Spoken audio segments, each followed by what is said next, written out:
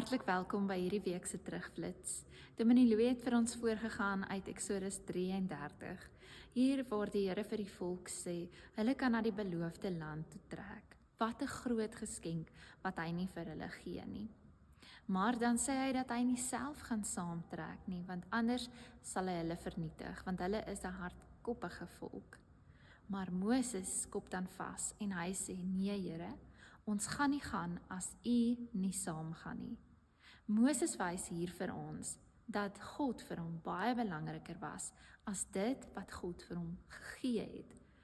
En dit behoort ook vir my en vir jou so te wees. Ons behoort nie net vas te hou aan die dinge wat God vir ons kan gee nie, want ja, alles is vir God moontlik. Maar ons behoort in 'n verhouding met God te leef en dit behoort vir ons die grootste seën van almal te wees. Die seën van die Here bestaan in elk geval nie uit aardse dinge wat ons ontvang nie, maar juis daarin om elke dag in sy teenwoordigheid te leef. Mag jy 'n wonderlike week verder hê. Indien jy die diens gemis het, gaan kyk gerus op ons YouTube kanaal.